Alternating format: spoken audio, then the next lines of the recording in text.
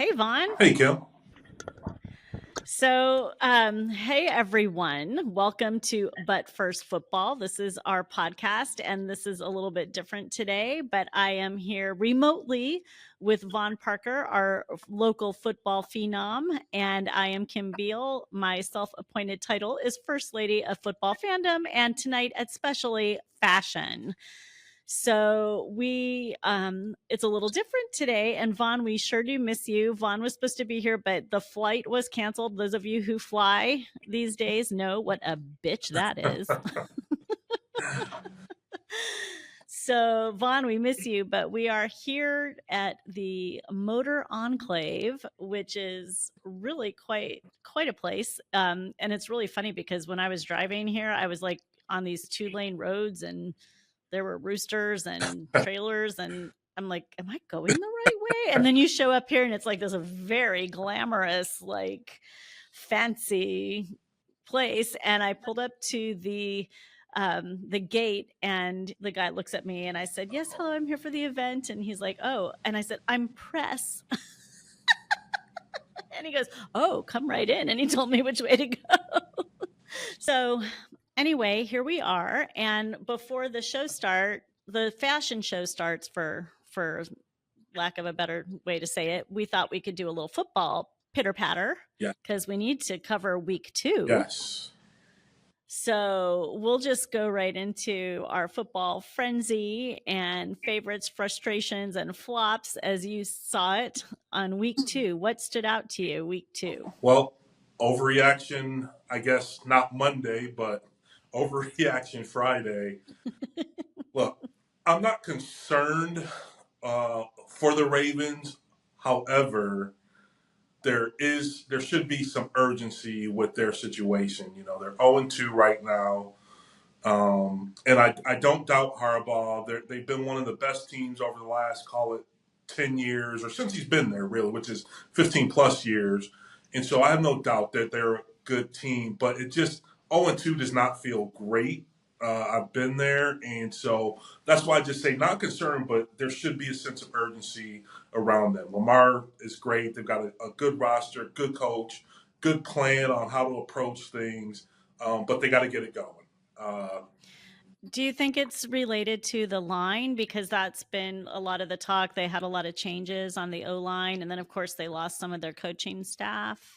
Yeah, I think so, and that's the thing. You're never the same team, even if you have call it 65, 70% of your team returning. It's always a little bit different. And as we talked earlier about how this is the new kind of preseason, this first month of the season, you kind of figuring out who you are as a team. And so you've got to tweak it here, tweak it there. And so you can't just rely on being the same team you were last year. So, and that's why I say the urgency in terms of when they're in those meetings, really focusing, really taking in the coaching, really getting a great game plan together. And hey, we're 0-2, still plenty of time, no worries, but we got to get this thing going.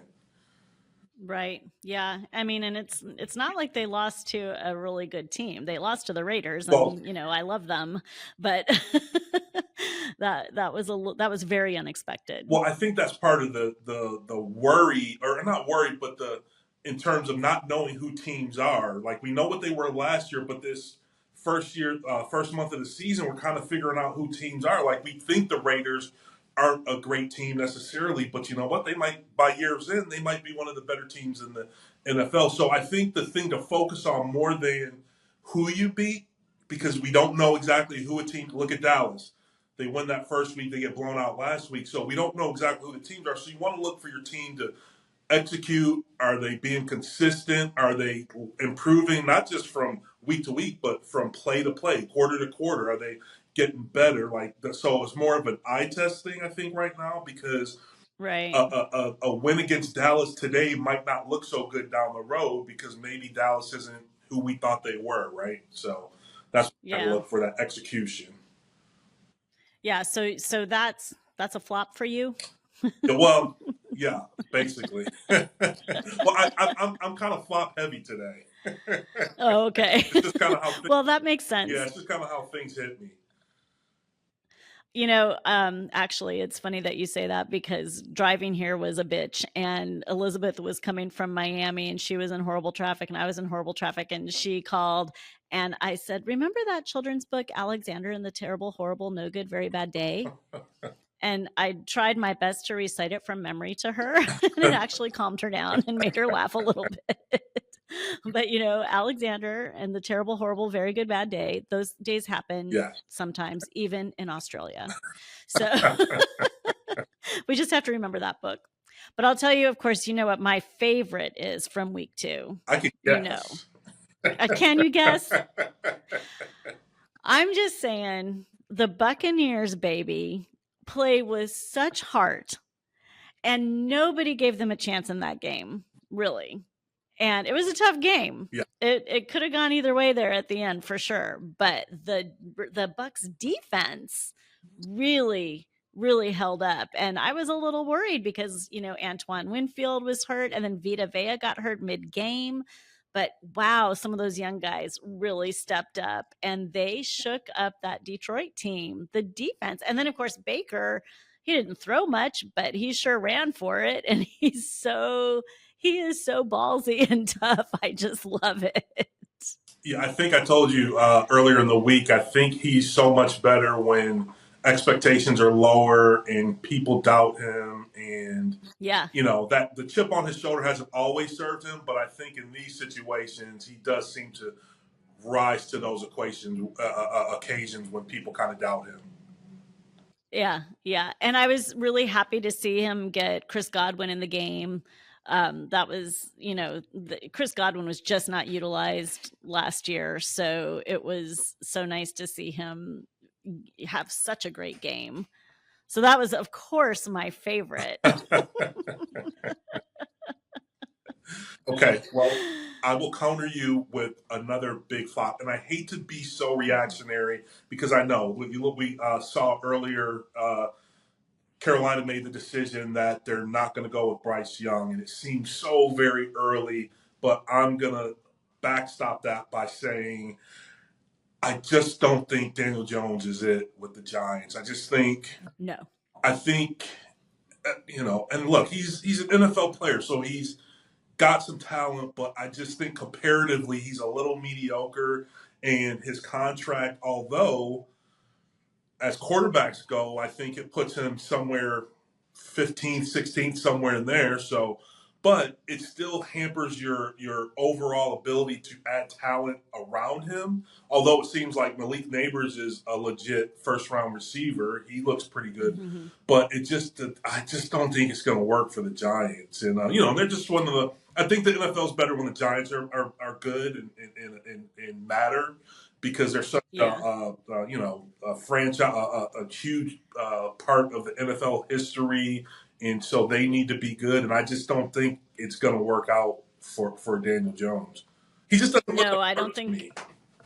I totally agree. And I mean, he missed all of last season and he has that huge contract. And I don't think anybody has any confidence in him at all.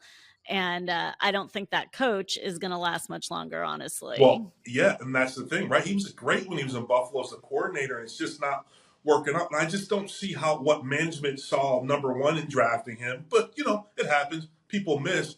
But then why would you follow it up by giving him, again, it's not a top-of-the-market deal, but it's certainly a big number that... It's more than Baker's making. Yeah, right. And I tell you what, like, they probably prefer Baker. There's probably a handful of guys that they would prefer that do make less than him, right? And just, oh man, it's just not working out right now. Yeah, that I would agree with you. I think that's a pretty big flop, and I think Carolina's a flop, just in general.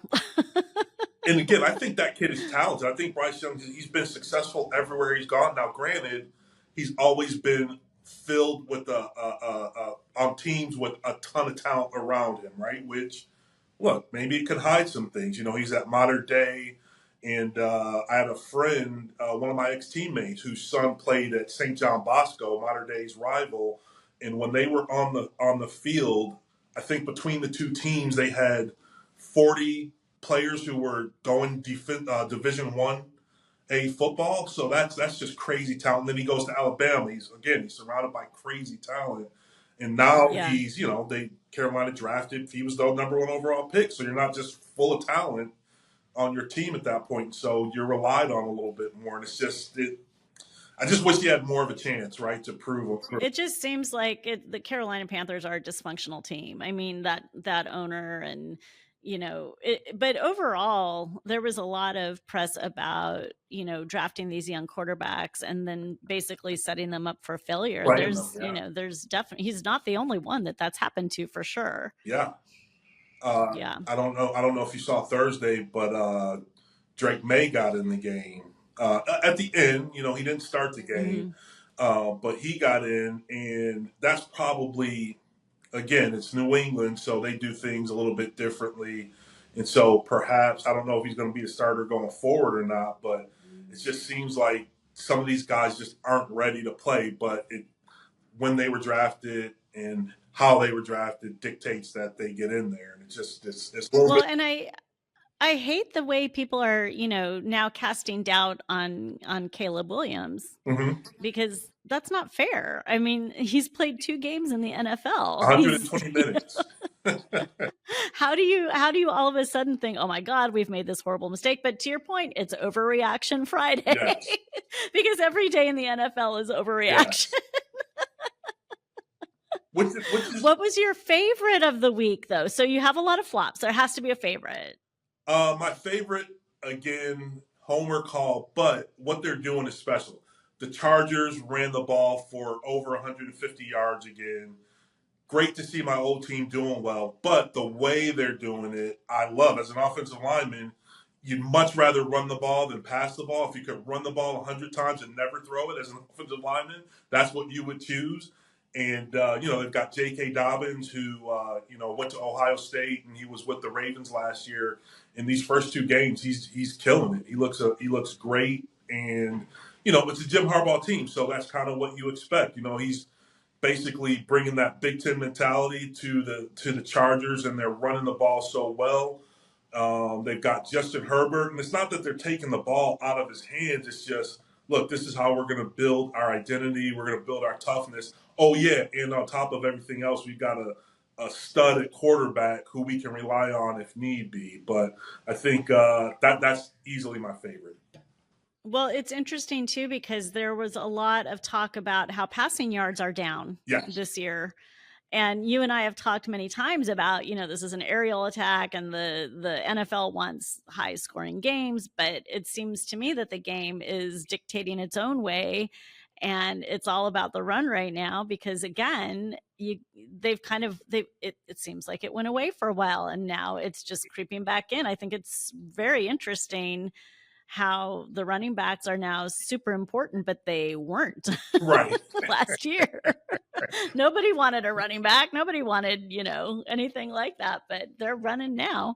Well, it's so funny you mentioned that, because I just saw something where Mel Kiper, who, famously the draft guru for ESPN, he said that he feels that 2 high safety defenses should be outlawed, right? And so, and that's probably, again, an overreaction, but there could be a million different reasons why throwing's down, running's up. Some of the offensive lines just, again, the eye tests have not gelled right away. Give them time to work together, right? That's the one position where you've got so many guys working in concert, and so everyone's not up to speed and on the same page. That can make a difference, because, look, offensive lines are the playmakers of the offense, because if they don't get their job done, no one else gets their job done. So, well, did you see, Baker got sacked 4.5 times by Hutchinson. So Luke Godeke was out, injured, and he just kept coming around on that side, and Baker went down. So the line, I mean, something like that really proves it to you. And also, I think New England, I know they're starting a lot of rookies on the line, and Jacoby Brissett's going to get killed if they don't do something. Because, well, I think that they had a ton of starters out. It's very porous on that line. So, but Vaughn, frustrations. This is a frustration, and it is game related, but it's not. I'm sorry, but Peyton Manning is getting on my nerves. These commercials are too much. They are too much. And I I absolutely hate that one where he's painting and he says, "Did you call me Peyton?" I mean, I can't. So that is my frustration for the week. Every time a Peyton Manning commercial comes on, I want to pull my hair out. I really do. I don't think I've seen Frustration. that one. Well, God love you. You're lucky. No, It's so I'm annoying. with you.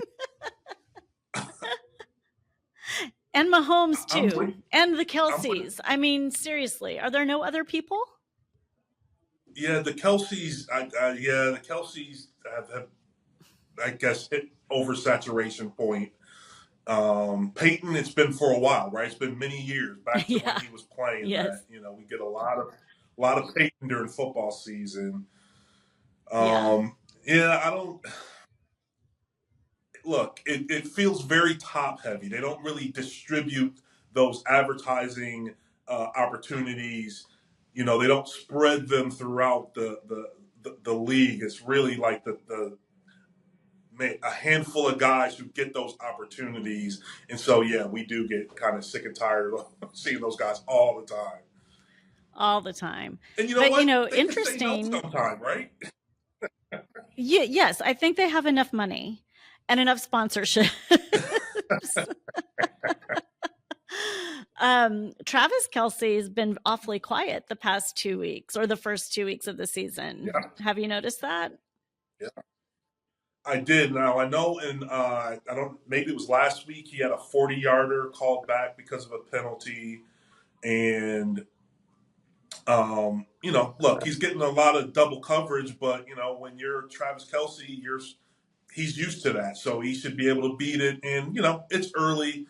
If 3-4 weeks from now we're still talking about the same thing, then hey, maybe something's going on. Maybe they got to do a little bit more to try to get him his opportunities. But right now, I wouldn't Maybe they overreact. will Like, with yeah, the injury to Pacheco. Maybe they'll get it more to him now. yeah, yeah. I just got a little something about the QB, something that's been floated. So it's not mine, but maybe it's time that we consider just about the QBs might need to be considered separately from the salary cap. Oh, yes. Oh my Yeah, gosh, yes. yeah. It's All right. probably. I think it might be time. Yeah, I agree. Because if they did that, I mean, they could definitely it would be game changing, Yeah, don't you definitely. think? Yeah. Because how many QBs actively playing right now would you say are taking up what the majority of the salary base? I mean, it's quite a few. Well, there's quite a few that are over 10% of the cap, right? And so the highest paid non-quarterback, I think, is at 34, 35 million. And like Daniel Jones, who's at 40 million roughly a year, he's like the 16th highest paid quarterback. So it might be time for them to just, hey, they've got their own separate deal. And now, of course, are the owners going to want to go through with? I mean, it just in terms of the quality of the team you can build around that guy, it might be time to consider. Yeah. Yeah. So what do you think it's going to take to make that happen? Um, I just think, like we talked about last week a little bit, how it's not necessarily the best guy gets the highest contract, and it's just whoever's next in line almost automatically, if he's considered in a specific tier, if he's considered worthy of the tier of guys who make top dollar, the next guy in line, regardless of if he's better than the previous guys who got their deals, he's next in line, so he gets the highest contract because he's up next. And so at some point, and I'm always for the players, like I want the players to get their money, but I'm just saying in terms of the quality of the team you can build around him is being affected at this point. And so someone's going to ultimately, I guess, break that trend and just say, well, look, we'll just go back into the draft. But it's such a crapshoot, right? There's Yeah. only Yeah. look, there's 32 starters, but there's probably the top 15 are really good, right? Where you can Yeah. win with them. And so it's the stakes are so high that, but I just think the way things are moving, something's got to change. Yeah, I completely agree. And it seems just, these franchises that have these outstanding quarterbacks where, like Kansas City right now. I mean, Mm-hmm. it's almost unfair. And then you get stuck with like that next tier. I mean, look at the Raiders, for example. What do they, Gardner Minshew? First of all, I don't even know how much they're paying him, Right. but he's not going to be their future. And I guess the other thing is, you and I have talked about this. The quarterback is the critical position, of course, Right. but have we gone too far in building teams around the quarterback? Because then, when they go down, what happened? Look at the Jets last year. Yeah, which is a great thing to question, because I think regardless of how you approach the salary cap side of it, the responsibilities on the field are such that because it's difficult to put those. Look, you could have a quarterback where he never makes a blocking call in terms of redirecting the line to, hey, we need to forget this guy. We're going to go block this guy. And so you could do that. We kind of did that a little bit when I was first with the Chargers, where kind of the offensive line was really responsible for their own calls and rarely, at least to my recollection, did Stan Humphries kind of redirect us. So Mm-hmm. that could take some things off his plate. But now, even just if he's only responsible for the throwing game, defenses are so complicated, so sophisticated. It would still be a lot on his plate. So I get why they get the big dollars. It's just that I don't think it should be at the expense of being able to build the team around him, right? So Yeah. Yeah. you know what? It's probably above my pay grade. Like what the steps are. I just know something's got to give. Something's got to happen. Well, maybe Where it's almost naturally starting when you look at I mean, of course, we're 2 weeks in, so overreaction Friday, but right. 2 weeks in, and we're seeing a decrease in passing and an increase in running. Maybe it's naturally happening, you Well, that's know? part of it too, right? And then there's practice time. There's less practice time. There's less time in pads. So everything plays its little part in what we got to. Now, granted, we could come out this next week and it's just a throw fest up and down the field all week, Yeah, and like the numbers start to skew back towards where they normally are, right? right. But it'll be interesting to see, like, especially like you said, where last year, the running backs were having their own private meetings trying to see, hey, what's going on? Why can't any of us get contracts? To now all of a sudden, everyone's having all this success running the ball. Running backs seem to be valued a little bit more, but we got to see if it's just such a small sample size. We got to see if the trend holds. Yeah, agreed. Agreed. Yeah. Oh, and then we forgot to talk a little bit about favorite fashion from week 2. I sent it to you guys, but now I'm trying to remember who was it. It was this awesome. He was a Bengals player. It was just this fabulous look. Hold on, let me see who it was. Who it was? Who it was? Oh, Jamar Chase. Ah. He had on that super cool, very distressed looking cardigan and some big chain. Oh, and big chains. Oh my God. Oh my God. We have to talk about the big chains. So so I know we've been, or I have been anyway, obsessing on the gigantic jewelry that these players are wearing.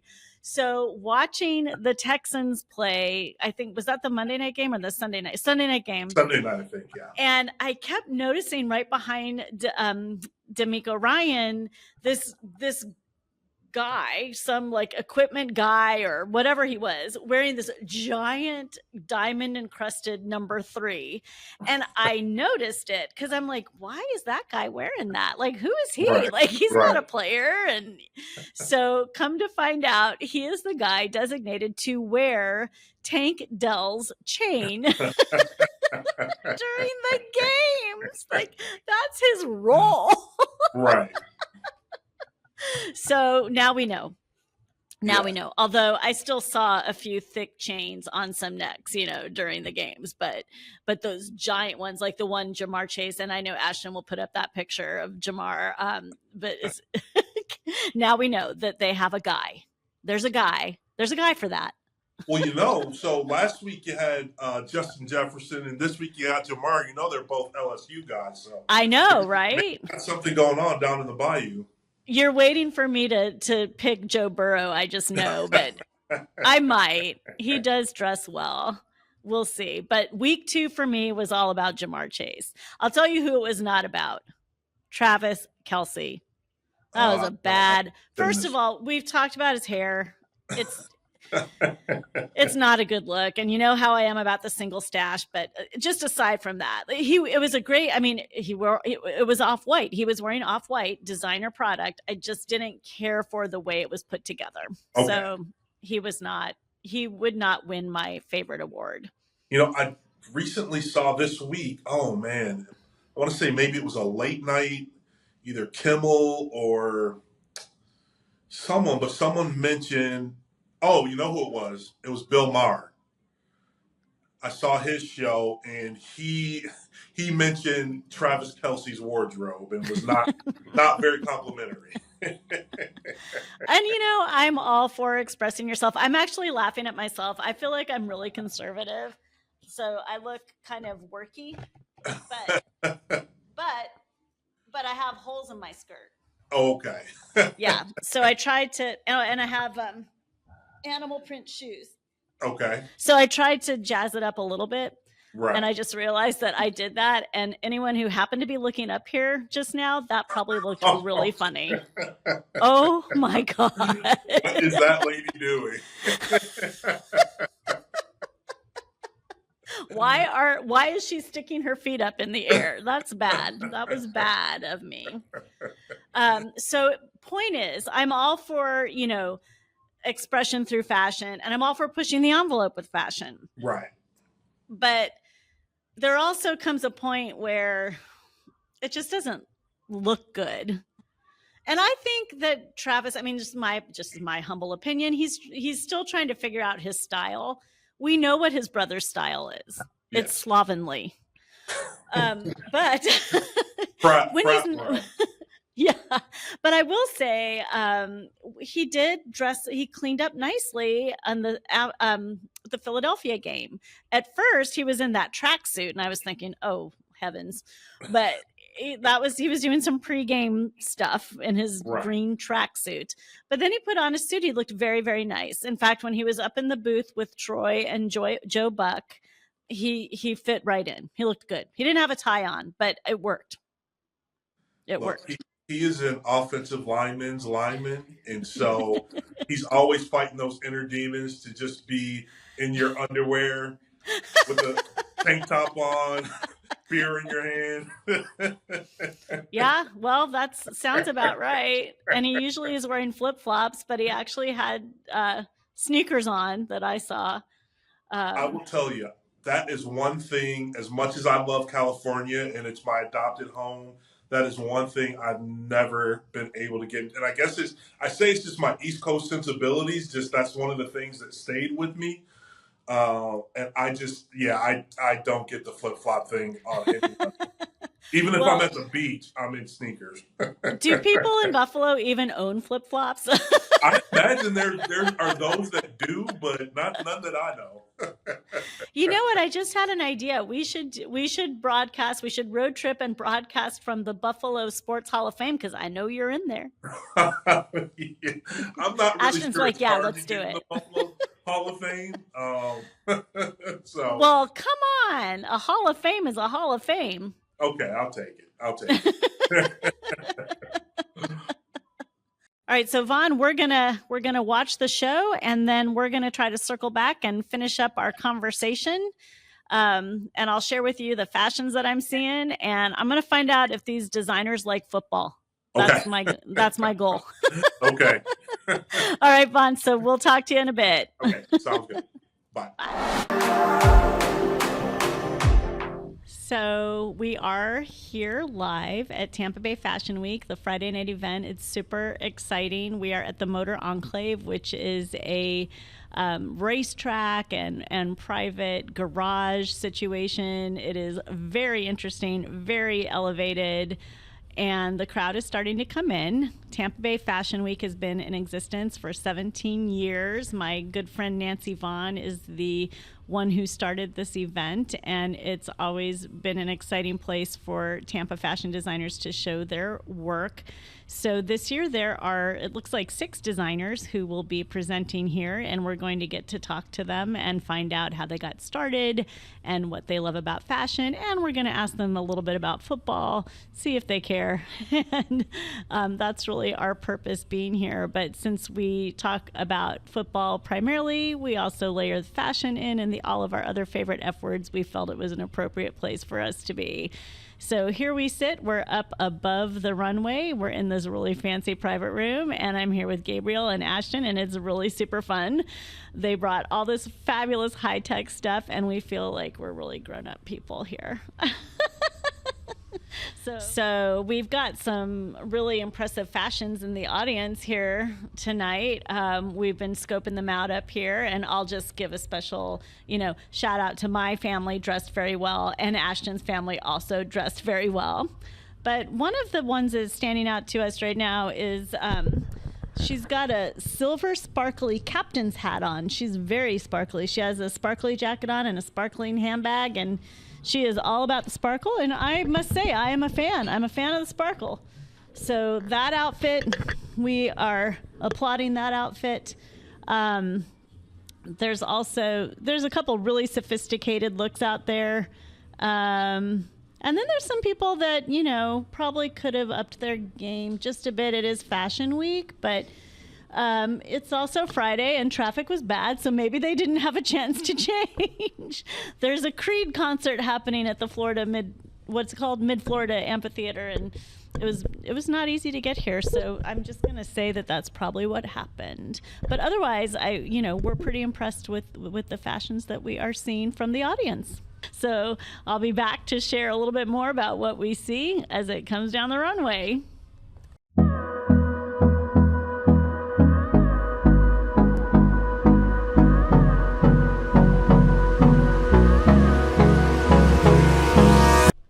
Oh, here we go. Woo!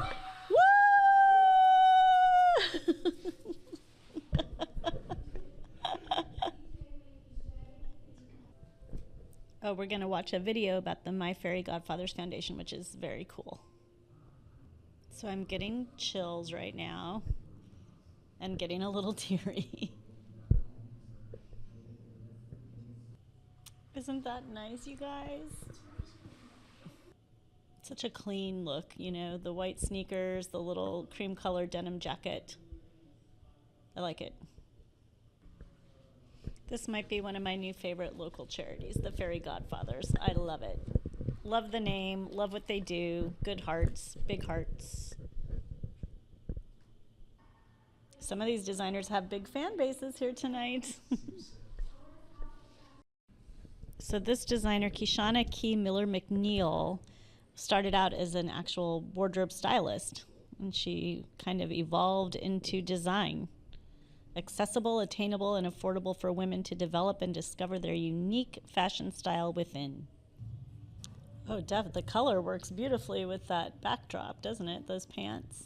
The hoodie. Love the hoodie. Little hoodie vest. Great look. The color story, very much obviously inspired by desert. It's beautiful. Love the little pockets on the back of those pants. Oh, I love this one. Love the way that dress moves. And the little flutter cap sleeve, very fresh. Very interesting colorway to me. And it has pockets. I love a dress with pockets. Woo! Oh, goodness. Look at the little girl. She's so cute. She looks terrified. Aw. Adorable. There really is seemingly something for everyone in this collection. Loving the pockets on the outside. That's a fun, fresh take. And they look like they're functional, which is a good thing. Ooh, I'm liking what I see coming next. What color is that? Copper? It's beautiful. It looks like a jumpsuit. Really pretty. Oh, this is very fallish. Fall, not in Florida. It would be super fabulous, like in New Hampshire. Love the color. Definitely seeing the theme of pockets throughout in this collection. I could see some football players walking in on Sunday in that. Ooh, this might be my favorite. Love the dolman sleeve, love the full-legged pants. Love the way it flows when she walks. That's fresh. This is also very fun, these shorts. It's very deserty colorway.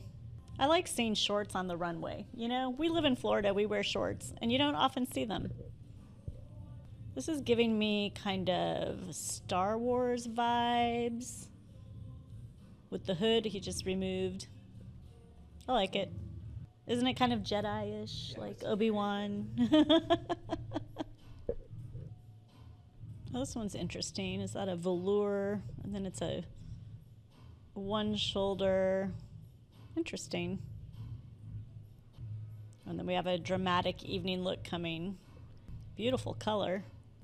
This looks like a denim patchwork full skirt evening. Oh, I love it. I actually love that with the bustier. That's kind of like cowgirl chic evening attire. Cowgirl chic, I guess. Cow person. Cow.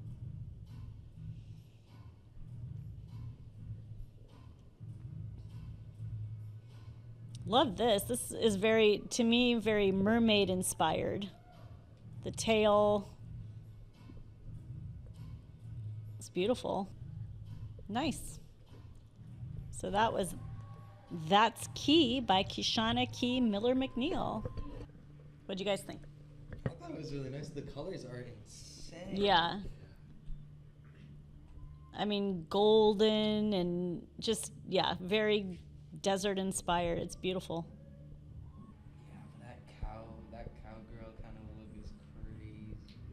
It's really a couture looking design in denim, which is kind of exciting. Oh, and there's the designer. Right on theme with the color story. Do you like her outfit though? Yeah. Very nice. I mean, incredibly well coordinated. The little girl is so cute. All right, first collection was a win. All right, this next designer, Arushi Pratap, she is autistic. So she has really used her art and her design as a method of communication. She's been designing since she was 13. So I'm very excited to see this. She's very into prints and colors, so I think it'll be, yep, very colorful. I like it. Oh, very flattering cut on the back. And that's a really unique color. It's kind of like a mint green. You don't see a lot of that. Yep, color is definitely her thing. Look at this vibrant yellow, sunny yellow kind of chemise with a little bubble hem. Cute. Ooh, but look at the one coming now. I love it.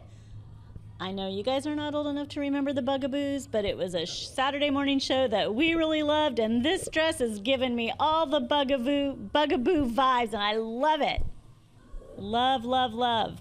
Colorful, fun, short and sassy. Cute. I like all the pleating in that one. That takes a lot of work. Ooh, look at this swim cover up. The sleeve detail is great. I like the pink bag. That works for me. Men in pink, always a good thing. I know Vaughn loves pink. That's a good color for Vaughn. I love the way her things flow on the ladies. Everything seems to have a lot of movement. And she's not kidding about the color. It's beautiful. Oh, that's cute. Little swimsuit. Are those flamingos? I think. That's just adorable. The lace-up back, so precious. And then this one is really different, a little more sophisticated. Interesting print. Are you guys catching all that sleeve detail? Definitely. I love it. Love it, love it. I love that color. Yeah, beautiful. But look at those sleeves. And I'm very partial to orange. Yeah, nice back. Now that would be Barbie pink, I think. Yeah, I love the flamingo. Look at this one. It's metallic-y, big sleeve detail, big shoulder. Very 80s inspired. Oh, I love this. Doesn't that make you want to like belly dance? Oh, definitely. Yeah. Need some coins. It's beautiful. What a lovely color combo. The gold. Oh, it's one piece. Ooh, look at that one. That is dramatic. Nice. I love that collection. Such great color. Love all the sleeves. She really is big into the sleeve detail. It's great. Maybe she's not going to come out. Oh, there she is. Oh, she's so cute. She's young, too. Aw, I love her. What fun for her. That's great. I love her little bow. Doesn't it make you want to model walk, though? Kind of. It really does. The little strut. Okay, who's this? Let's see. Lena Slukhanova. She's Russian. She was born in the USSR, now Russia, and it was communist at that time. And she grew up with very little color around her. So I think this is going to be a very colorful collection as well. Interesting headpieces. Oh, that's fun. Little netting over the dress there. I like that one with the neon. Oh my goodness, look at this little boy. He's got a good walk. Cute. Yes, you work it. Yeah. A salute at the end and a snarl. Woo! You feel sorry for the girls that go after because, you know, he's so cute. Matching handbag, love it. That looks like a little shorty robe. I love that fabric. It's very flowy. Woo! Fun. I love that fabric. It looks almost metallic. It almost looks like foil. Ooh, the next one. I love that. Flapper. Do you even know what a flapper is, Ashton? Dude, Okay. The Just checking, because that was like 100 years ago now. Yeah, that headpiece is something. That really is. And the fabric almost looks like feathers. I don't think it is, but the way she's cut it, it's got tremendous movement and it's very fun. That's a great outfit. I think I did read that she designs a lot for children. That's cute. That little rosette belt, very pretty. Oh, look at the next one. Sparkly. I knew that would get this crowd. They're sparkle. These crowds are sparkle fans. That is like a disco ball. It looks like it. Let's see when she gets closer. Oh no, it's separate, but I really am fascinated by her headpieces. Yeah. I mean, of course, they're all image for image, but I would wear it. I'd do it. Yeah, and there's a lot of very different looks there. And there she is. Wow, she has really long hair. I guess it's not that long. Yeah, it's interesting because like the first collection was all very thematic. The second one was just super colorful. And this is each piece really different. All short. She didn't do any long anything, but cute. Oh, urban native. Okay. So this is a cross-culture lifestyle brand that brings worldwide fashion views into modern urban context. So he has spent the last 20 years, Eric Wise is the designer, last 20 years traveling throughout Africa, the Caribbean, and Latin America. So this should be right up my alley. Ooh. Oh, that's gorgeous.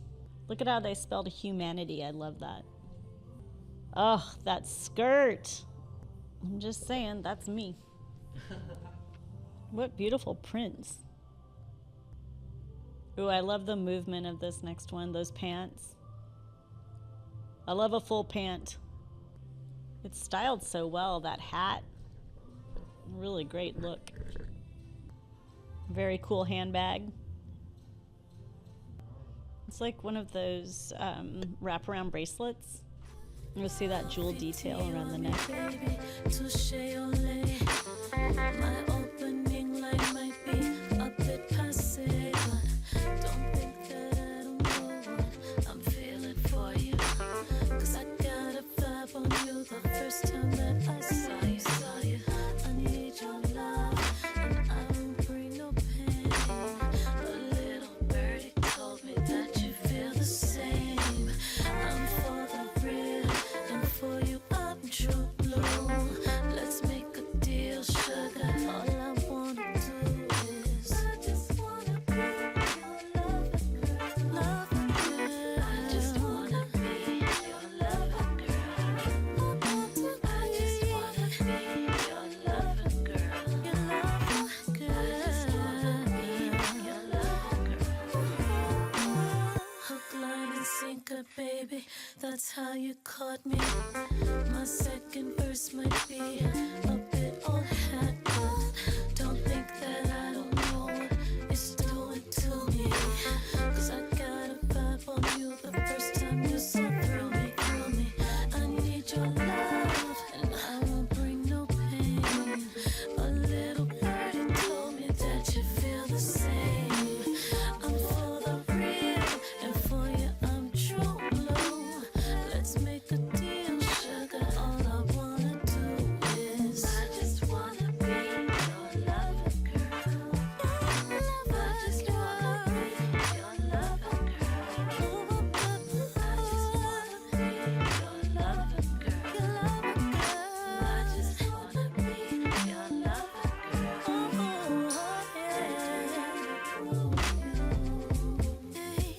Let me groove you.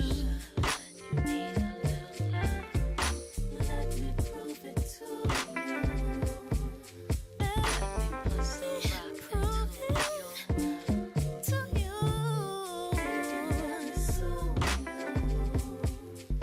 Call me up, don't be shy, 'cause my love will make you high.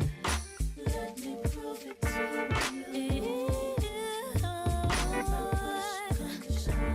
And you need a little love when the push comes to shove. And you need a little love when the push comes to shove. And you need a little love. Coffee, tea, or me, baby, touche, or play. My opening line might be a bit passe, but don't think that I don't know what I'm feeling for you.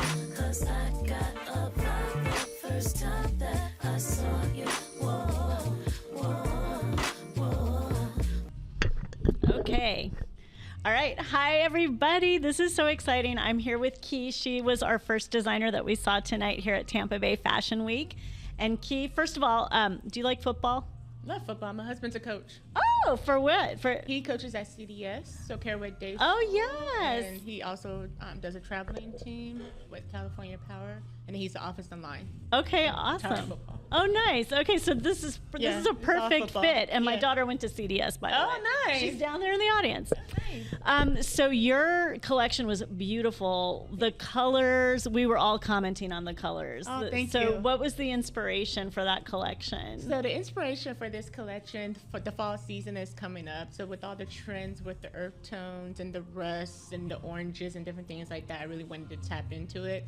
And I'm a denim girl. Yes. I love denim. Oh, we caught that. We saw that. Yes, I'm a denim girl. So anytime I can play with denim, I'm going to do that. And denim is something that's, year round. We're Yes. always wearing it. Yes. So that's what inspired me. Just my favorite season is fall season. Fall is the best season, and I felt like what you presented, those things that we could wear in Florida. Absolutely. Yeah, which is important, and it's things are less seasonal. Fabrics are less seasonal now, but you Correct. can still get the look. Correct. I also really noticed and loved the pockets, the very Yes. obvious pockets. So tell me a little bit about that. I am obsessed with pockets. So I don't always want to carry a purse. So if I could just easily stick something somewhere, I'm always looking for a dress with pockets, a jacket with pockets, Yeah. a jumpsuit with pockets, anything with pockets. So you saw a lot of that built into the collection. Even in the Function is the best. in the denim ball gown that you guys Yeah. saw, there was pockets Okay, in we that as well. we went crazy for the denim ball gown. Oh, thank you. That I thought, in my 30 years in the fashion industry, I don't think I ever have seen anything quite like that, and I absolutely loved it. It was so fresh, so pretty, but so sophisticated. How did that come to you? So I was playing around with some different patterns and some different prints, and I'm like, ooh, I can mix the checkerboard with the patchwork. And so it just worked out perfectly. Another one of my favorites is like the dark denim. Yeah. So it's so transitional. And then with me having a stylist background, because my background is styling, obviously I'm going to do the whole monochromatic look and just styled everything down from her headband yes. all the way down to her toes with We caught just that. different colors of denim. We caught that and we loved it. I think that was our mutual favorite. We all Oh, had other nice, pieces that nice. we really liked. Tell me a little bit about what you did with the men. I can totally see some NFL players working those looks So on their this year- Sunday fits. This year I did not do men. I actually did a unisex look. Okay. So the two women that you saw come down the runway with the jumper and the hood, I was inspired by Mario Brothers. So you know their jumpsuit. So that's where I got that look from. And this is that sporty look, no matter whether you're female or a male or whatever you prefer to be called, you could find something within my collection. That was really, really smart, and I like how you went back to that. The androgynous look is really what is happening now Yes, in fashion. it So it is. was nice to see that. So thank you for pointing that out. You're welcome. Your favorite football team? My favorite football team is wherever my husband is. So right now it is Carrollwood Day School, and we Yeah. appreciate that. Yes, wherever he is. You know what? Football, we are footballed out. And my husband, in my household, is year round. My husband travels, he coaches, he trains. So it's just year round for me. So wherever he is, that's what my favorite is. But actually, I grew up on the Cowboys, so don't boo me. Yes, I am a Cowboys girl. Well, we I don't can- care we anyone can says understand. win or lose. They are the most faithful fans. Yes, we They are. Yeah. We the Yeah. boys. So Yes. go Cowboys.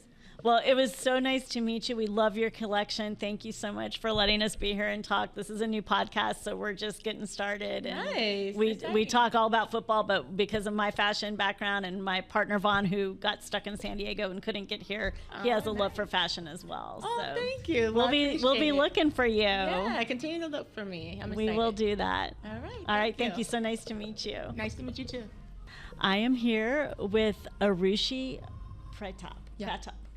She is one of the designers here at Tampa Bay Fashion Week, and I have to tell you, her collection was stunning. The colors that you used. Obviously, you're very inspired by color. Tell me a little bit about that.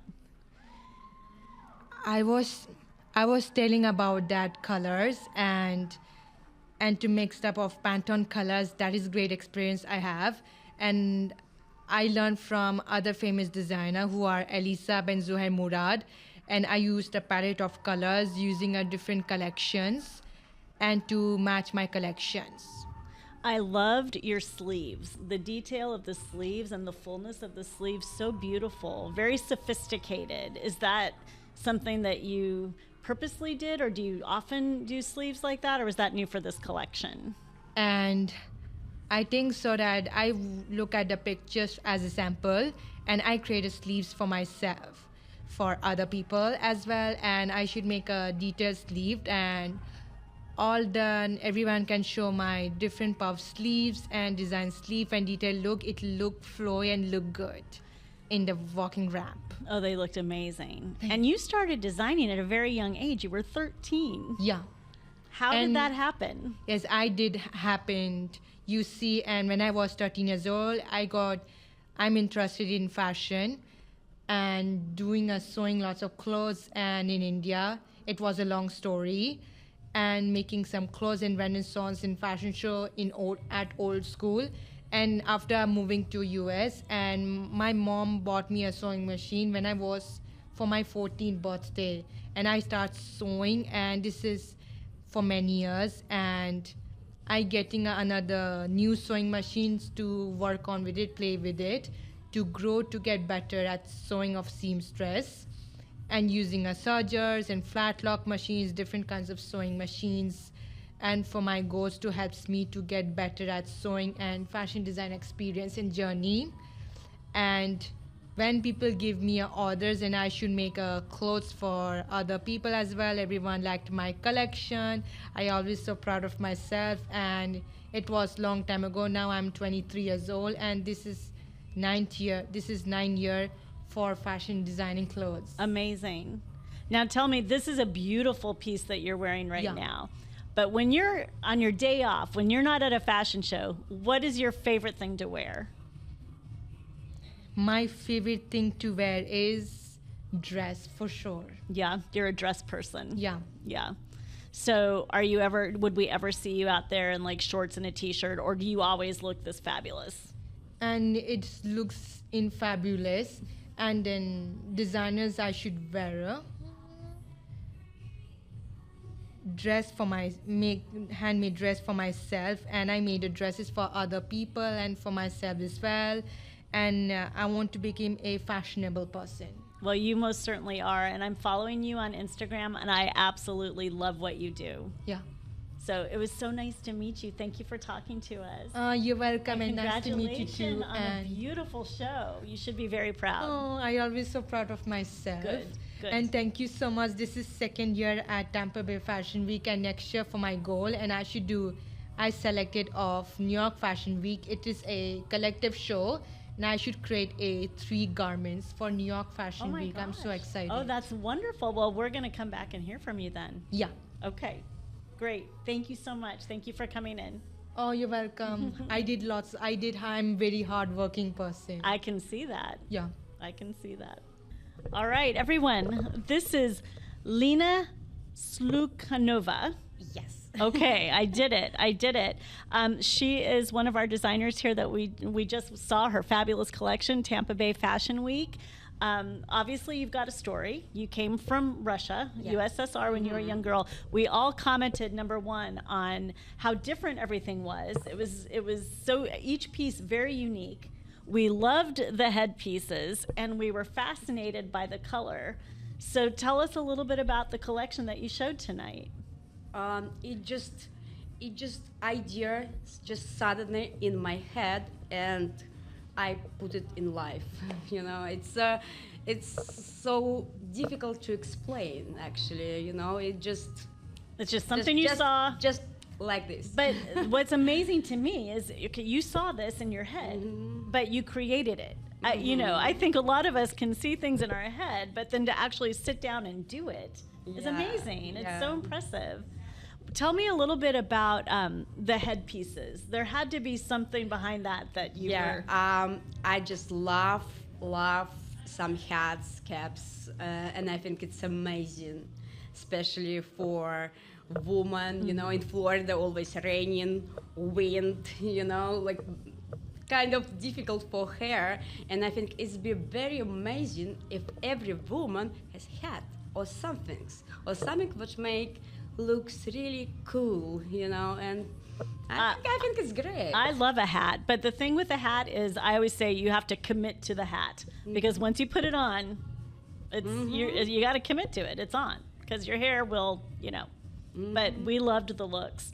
Now, do you design a lot for children? When I went on your website, I did notice that you do design for children. For grown children, yes, teenager age and young ladies. Yeah, well, it was a wonderful collection. Who just started to feel they're beautiful. Oh, I love that. Yeah. That's a great way to think about it. Now, tell me a little bit about your personal style. When you're not at a fashion show, what would we see you wearing?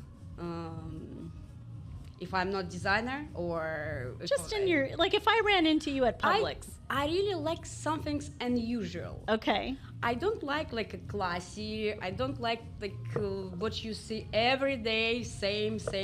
Right. Every my outfit, just something's unusual. And So- if I see some very simple, I always find how to make it wow. So you would add a little something. So even if you went to Publix in sweats, you would add a little something special. Yeah. Okay, and that's how we would know. We would know it was you. Now let me ask you, are you a football fan? Kind of. Kind of, yeah. Our podcast is primarily based on football and then fashion, which is my background. Yeah. But who is your favorite football team?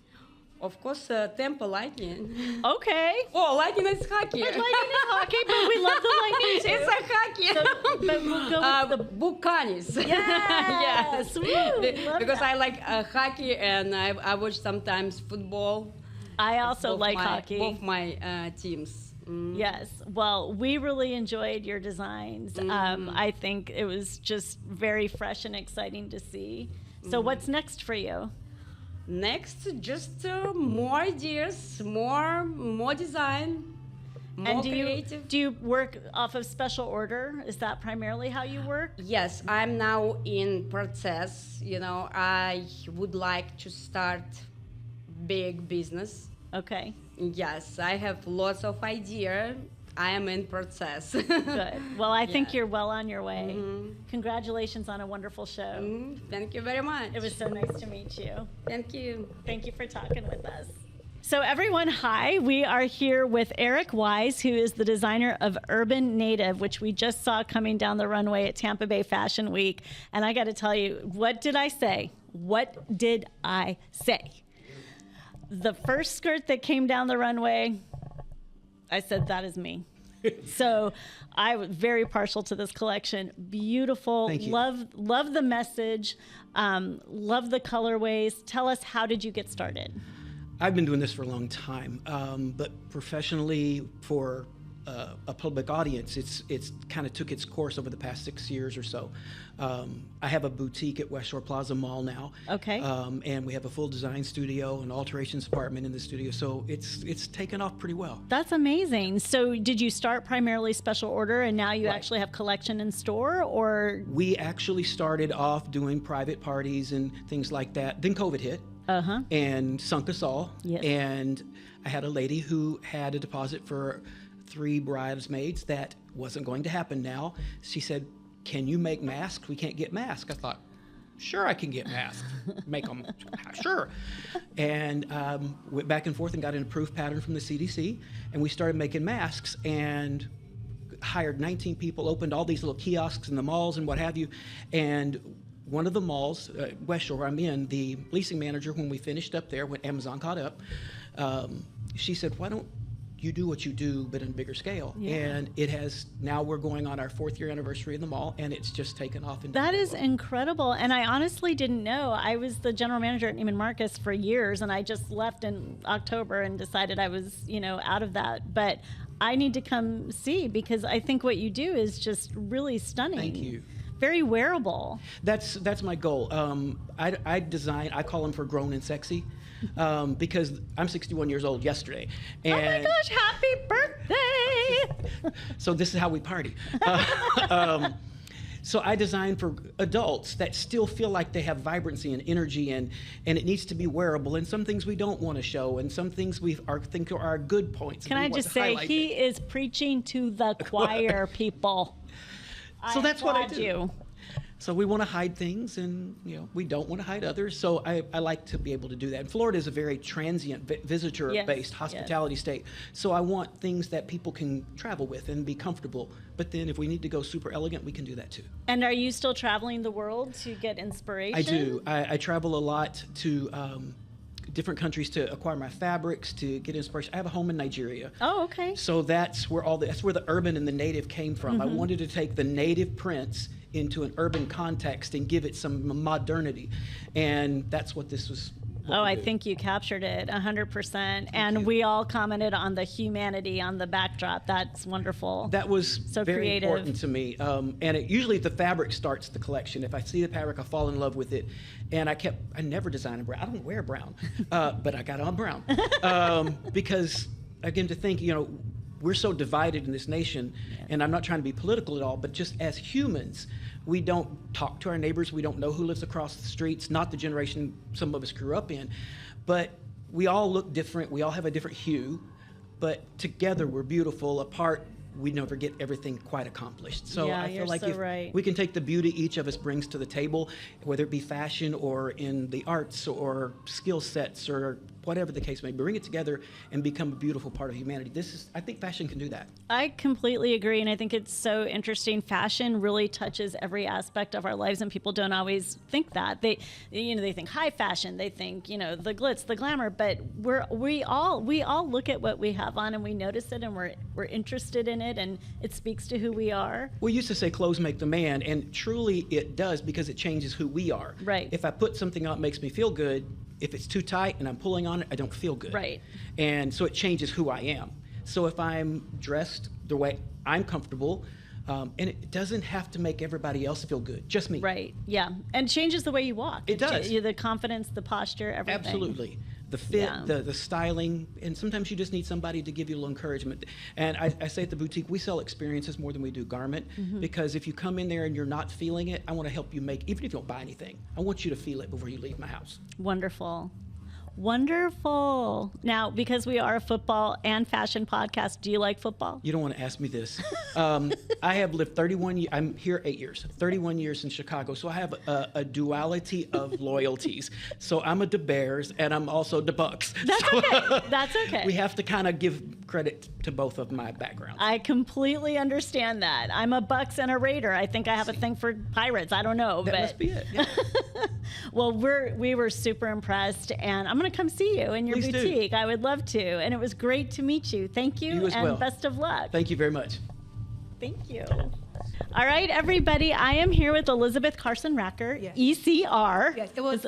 We dropped the R, so it's Oh. EC Design. EC Designs. Okay, because I'm following you on Insta. Okay. So, But Instagram is ECR Design. okay. Yeah. So my name is Kim Beal. I am the co-host of But First Football, but we Okay. also speak a lot about fashion because that's my 30-year background. Perfect. We were blown away by your collection. Tell us about the inspiration. I was going through a magazine, and I saw this interior design of a Moroccan feel inspiration, and it just set off everything. And that's how you feel the different prints, the textures, the colors. It was just an amazing project, and I kind of went back to my roots of really getting into details. And it's called Masterpiece of One, because when you look at it, you're always finding something in it that's going to bring you back. I think we got that. Every piece looked so unique, but it was so elegant, and the tone. We all were obsessing over the tones and the colors. It was just stunning. Yeah. How did you find yourself in the world of fashion? I was a student athlete throughout my whole school career, and I went to HEC, and it was my time to transfer, and my coach was like, what do you want to do? And fashion was always there. My dad took me at ages 12 to Ebony Fashion Fair, which, if you know, is modeling, designers, production, and I was just in awe. And from there, at age 12, I knew what I wanted to do was something in the field of fashion. I didn't think I was going to be designing, but I found my love. And do you make these yourself? Oh, What yeah. is your so you hand make everything? Amazing. Yes. Primarily special order. Special order, we're transitioning into ready to wear, and we're looking for a market where it will fit the brand. So we're looking to expand, getting into new markets, looking into high-end boutiques. So that's what we're moving into. Can now. I ask what the price points are for some of your gowns? 18 for some of the gowns. We are doing a ready-to-wear where you're going to find my fly jackets for like 185. So I think we have a range where you can find something special within the collection that could be to your liking. And to Well, your I will pocket. say, after all my years at Neiman Marcus, I think $1,800 for one of those pieces is a bargain. To be honest with you, you can see the quality and the craftsmanship. It's beautiful. The bead, the handwork, I did all the bead work. So we're really looking for a partner in that. So How long does it take you to design one of those gowns? Design and then produce one of those gowns. the production of it, the samples come easy because you're going through the motion, but then you got to go through and really analyze what is it going to take to make for a mass production. It's a whole nother world. Yeah. All the details, you have to account for that cost and time. So now we go into that. Now we're going to be pricing things and seeing how long things took me and how it can translate to the people who want it. So at least a week Okay. per gown, especially the hand beading. It took me a couple of days. I just sat there, I but it's my bet. love. I love just to sit there and just hand bead for hours. Do you wear glasses? I do. I was going to say, you I do. must I put be my little going- Netflix thing on, and I find Oh, a good that's movie, awesome. and I go to town. Yeah. So you were a college athlete. Yes. Do you like football? I love football. Well, who is your favorite team? Oh, you know, it's Buccaneers. Yes. Born and raised Tampa. Yes, Yeah. that's awesome. Yeah, and we're doing really well. We're very excited. Yeah. So on our podcast, I always have to have my moment for the Bucks. And Yes. my partner, who was supposed to come from San Diego, but his flight got canceled, he rolls his eyes, but he lets me do it because we love our Bucks. Right. It was crazy because I'm on the sewing machine, and I got my computer right there, and my friends are in the front room sewing, and I'm just screaming. And they're like, "What's wrong?" I'm like, "They got a touchdown." And I'm still sewing. It's so weird. They're like, I love that. Yeah, I love that. Woman after my own You heart. know? Yeah. Well, congratulations. We were absolutely blown away by a beautiful collection. Thank you for so being here, we know we will see you supporting. again. Yes. We will be watching. Yes. Thank you so Thank much. you so much. Yes. Okay, so, hey, Ashton. Hey, Kim.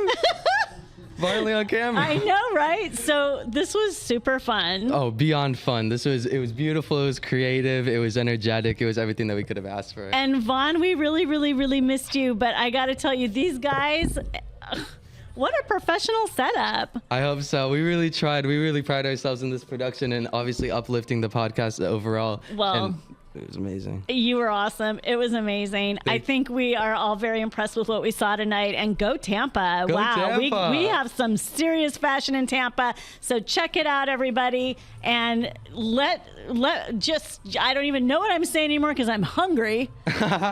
But watch and listen to But First Football. And we thank you for your support. Thank you so much.